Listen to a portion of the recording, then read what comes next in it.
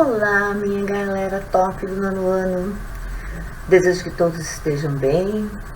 Primeiramente, gostaria de parabenizá-los pelo ótimo desempenho na avaliação da nota livre. Fiquei feliz e muito orgulhosa de vocês. Eu estava bem tranquila esperando esse resultado, pois sabia que vocês estavam aproveitando esses momentos. Vocês são inteligentes, espertos e responsáveis. Eu sempre disse para vocês ao longo desses anos todos que estamos juntos,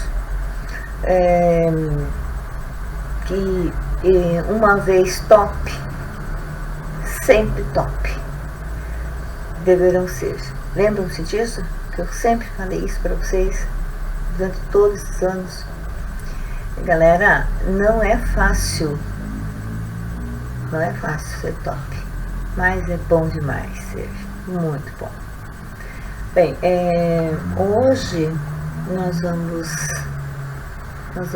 daremos, na verdade, continuidade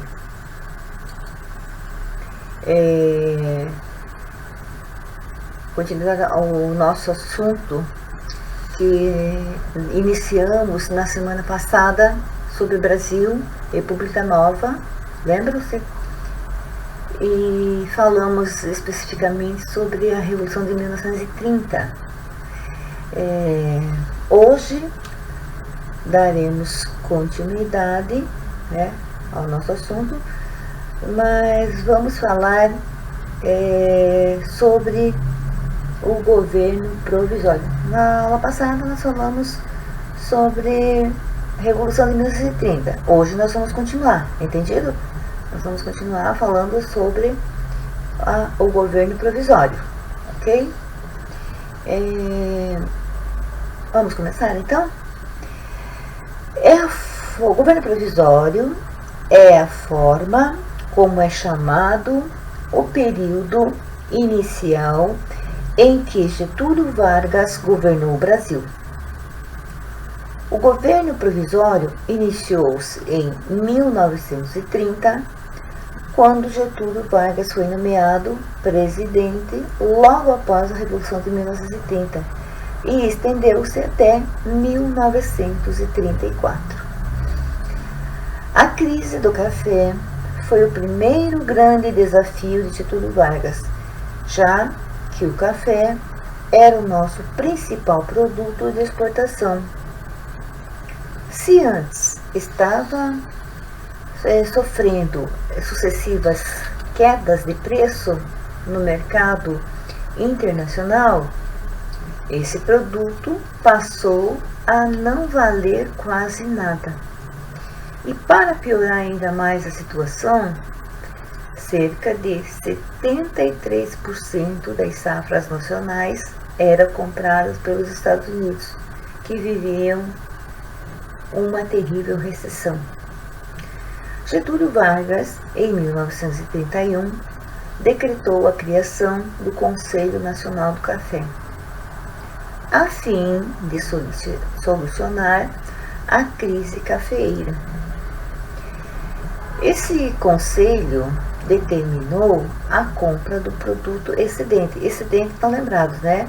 Aquele produto que sobra. E a queima de milhares de sacas com o objetivo de diminuir a quantidade de café e assim elevar o preço, aumentar o preço da saca. Getúlio Vargas ainda estimulou a policultura e a industrialização. Em 1930, no início do seu governo, Vargas tentou conciliar interesses de diferentes grupos políticos. Primeiro, os tenentes das classes médias urbanas, que o haviam apoiado no golpe. Os membros da oligarquia rural cafeeira, que havia sido destituída do poder, mas que controlava a atividade econômica mais importante do país.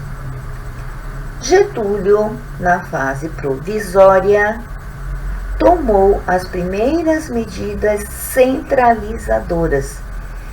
Se preocupou com o operariado, um grupo que se consolidava no cenário político nacional.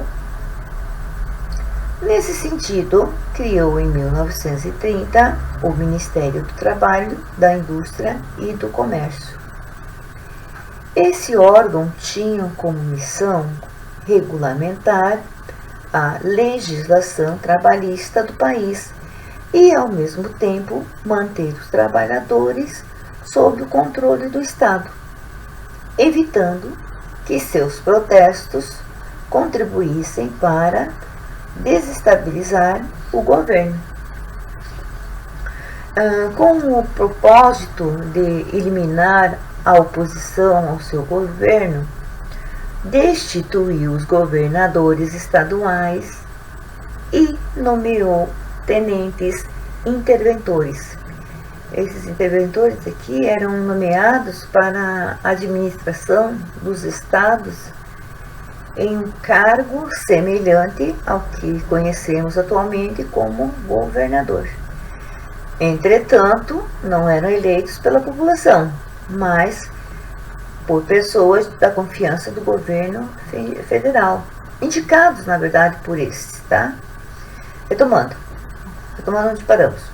Os interventores que apoiavam a Revolução de 1930. Ao ser questionado a respeito da ilegitimidade de seu ato, Vargas respondeu que essa revolução não reconhecia direitos adquiridos. 2 anos após assumir provisoriamente o governo, Vargas ainda não havia dado sinais de que pretendia deixar o cargo. Em nenhum momento ele disse que ia deixar o cargo. Grupos começaram a questionar a legitimidade de seu mandato, que, segundo eles, era inconstitucional, já que não havia sido eleito para o cargo, né? Porque nós estamos falando do governo provisório. Desculpe uma coisa, deixa eu colocar aqui, antes de eu continuar, o que nós vamos estudar, na verdade, né? O governo provisório, que nós já falamos, o governo constitucional e o Estado Novo, tá? Continuando, eu vou colocar aqui a outra imagem, né, que nós tínhamos falado sobre o governo provisório. Como eu tinha dito para vocês, era por um certo tempo, só que Getúlio em nenhum momento se preocupou e nem pretendia deixar o cargo, tá? E lógico que alguns grupos questionaram, né, que não era certo, não era correto esse mandato dele, era inconstitucional, porque ele não tinha sido eleito pelo povo. Ele foi simplesmente ficando, tá? Agora vamos falar sobre a Revolução Constitucional de 1932, tá? Constitucional de 1932. A Revolução Constitucional de 1932 foi um movimento armado ocorrido nos estados de São Paulo, que tinha por objetivo derrubar o governo provisório de Getúlio Vargas e convocar uma Assembleia Nacional Constituinte. O principal foco da oposição getulista estava em São Paulo, o que aumentou o descontentamento dos paulistas. Foi que Vargas nomeou um interventor militar e pernambucano para São Paulo, estado cafeeiro. Os paulistas, organizados no Partido Democrático, o PD, e no Partido Republicano Paulista, PRP, exigiram um interventor civil e paulista para seu estado. Reivindicavam ainda a elaboração de uma nova Constituição para o país. A Carta de 1891 havia sido suspensa por Vargas em 1931, ok? Vargas nomeou como interventor o político paulista Pedro Toledo, buscando atender às reivindicações dos paulistas e evitar confrontos. Porém, as manifestações contrárias continuaram e, em 9 de julho de 1932, transformaram-se em luta armada contra o governo. Para a formação de um exército que pudesse fazer frente às tropas federais, os paulistas chamaram pela adesão de todos os segmentos da população. Um desses segmentos foi a população negra do estado, libertada da escravidão havia apenas 44 anos e formadora de grande parte da classe operária. Ela foi conclamada a aderir às Forças Armadas Paulistas. Então, eles chamaram, a população negra para poder lutar. Para os trabalhadores brasileiros, o governo de Vargas prometia conquistas e direitos. Essas promessas deveriam ser bem vistas, especialmente pela população negra, que, além das péssimas condições de trabalho e baixos salários comuns à grande maioria dos brasileiros, ainda era vítima da falta de qualificação profissional e de discriminação. Apesar das promessas varguistas, cerca de 1.000 negros ingressaram na luta paulista e compuseram a Legião Negra. Opa, desculpa, gente.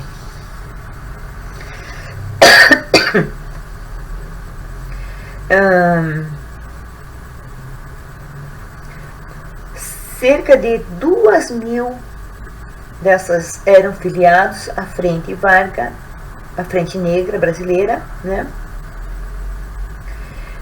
maior instituição do período que lutava por melhores condições para esse segmento da população. A Revolução Constitucionalista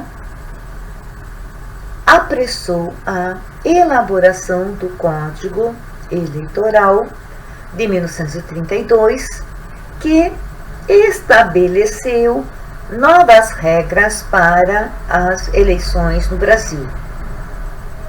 Entre as liberações nele contidas estavam o estabelecimento do voto livre, secreto e direto e do voto feminino.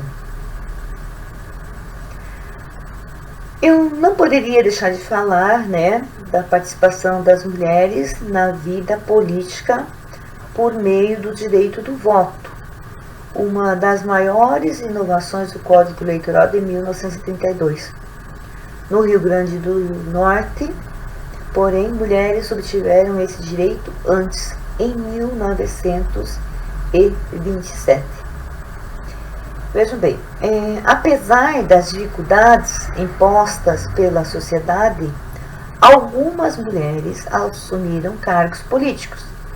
Ainda que as mulheres tenham obtido o direito de voto, é preciso lembrar que este era vetado aos analfabetos e na década de 1930 o número de mulheres alfabetizadas, ou que tinham acesso à escolarização, que podia frequentar a escola, era bem baixo, ok?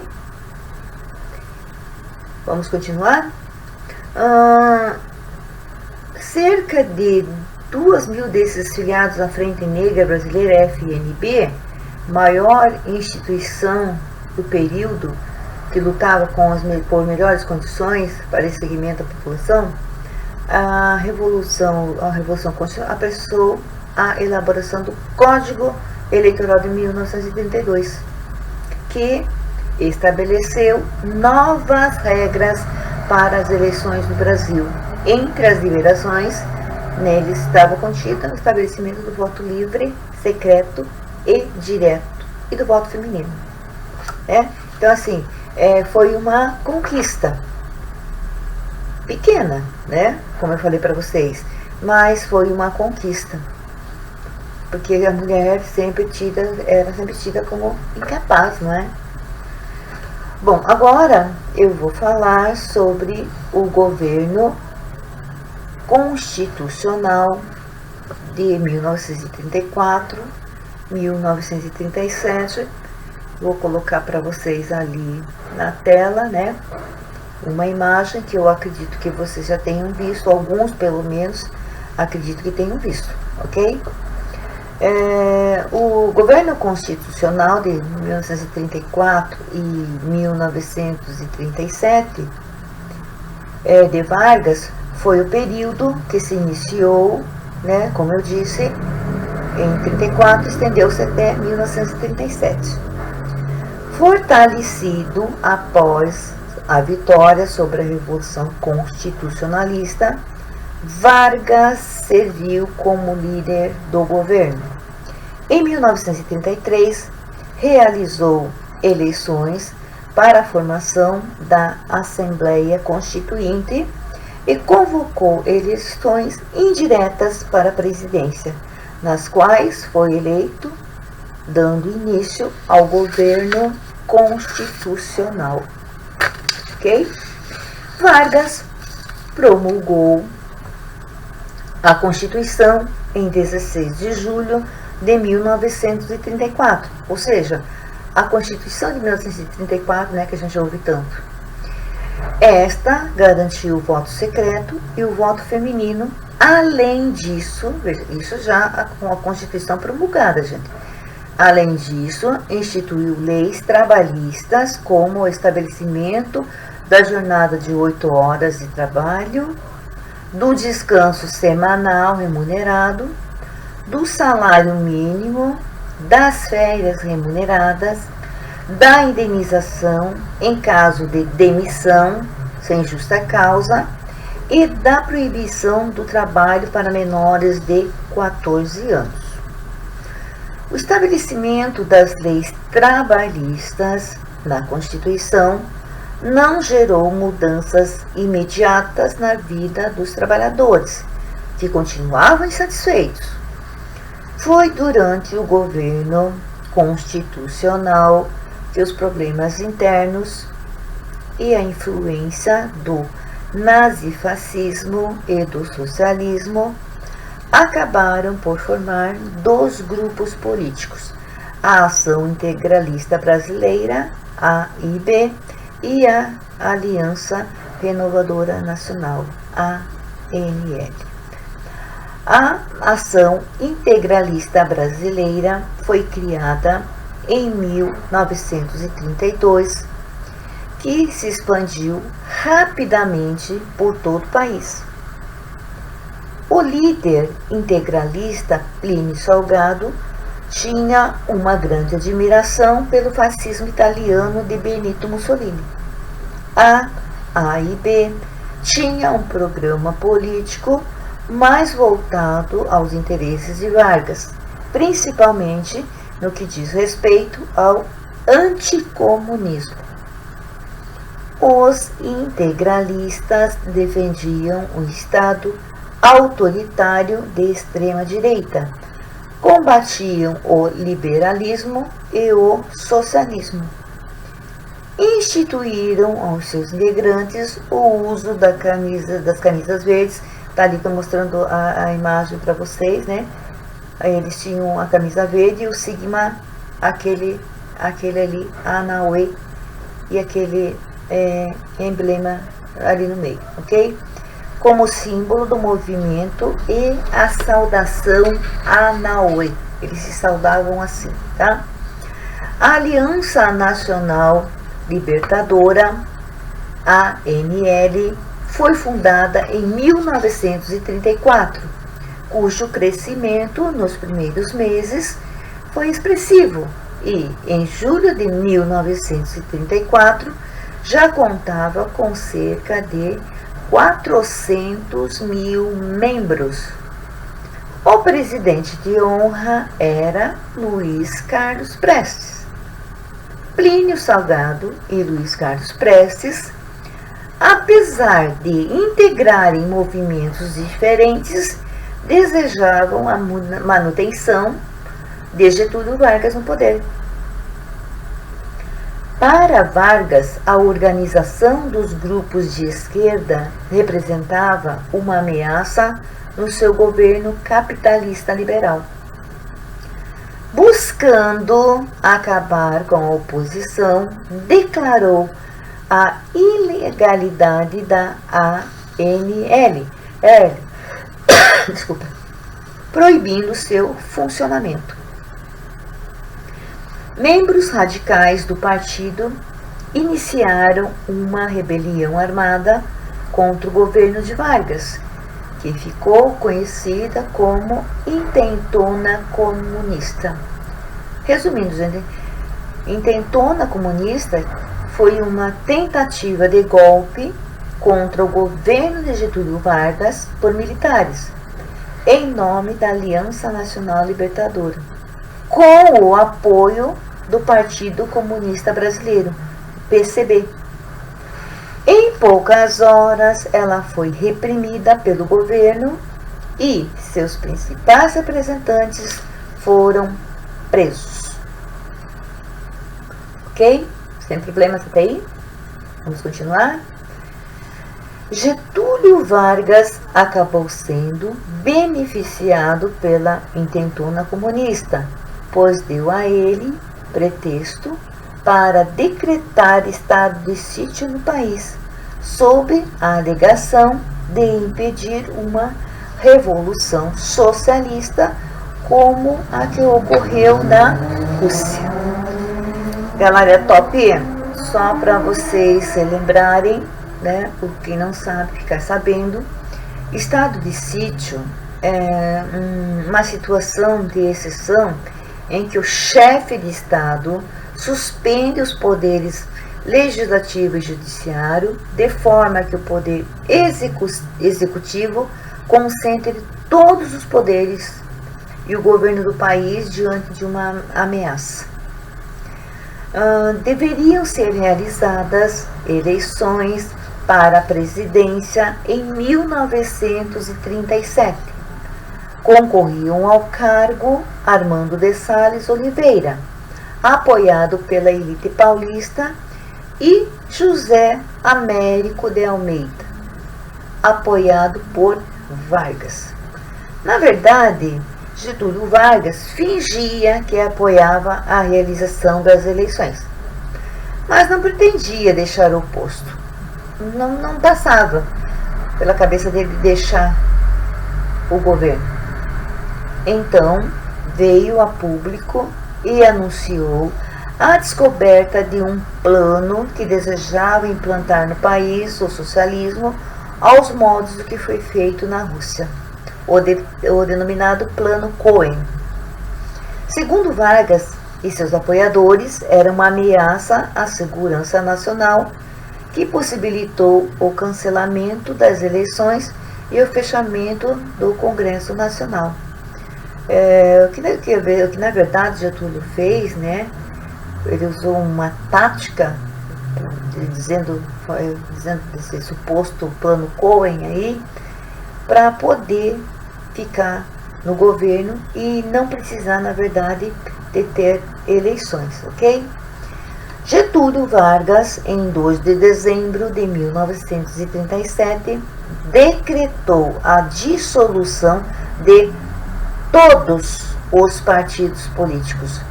Iniciou-se assim, sob a forma de ditadura, uma nova fase em seu governo, denominada Estado Novo. Certo? Então, vou mudar a imagem para vocês. para nós podermos falar do Estado Novo.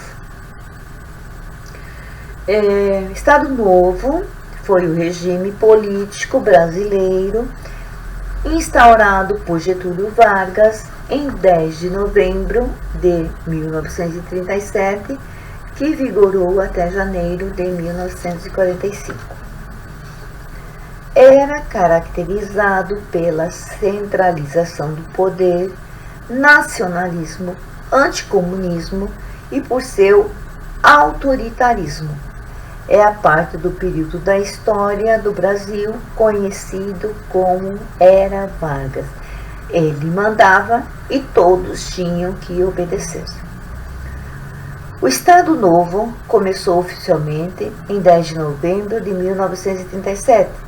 Se até então o governo de Vargas mostrava alguns sinais de sua predileção pelas ideias autoritárias e anticomunistas, elas foram adotadas de maneira inconfundível no Estado Novo.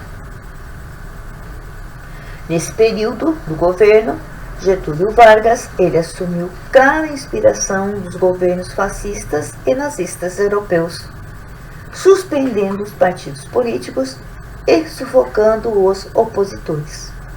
O governo ditatorial implantado por Vargas não combinava com a Constituição de 1934. Foi necessário elaborar uma nova Constituição, uma nova carta, melhor dizendo, uma nova carta constitucional que concentrasse mais poderes na figura do presidente. A Constituição de 1937 foi outorgada, ou seja, elaborada sem representantes da população. O povo não escolheu nada, não tinha aceitado nada, foi outorgada e todo mundo tinha que aceitar.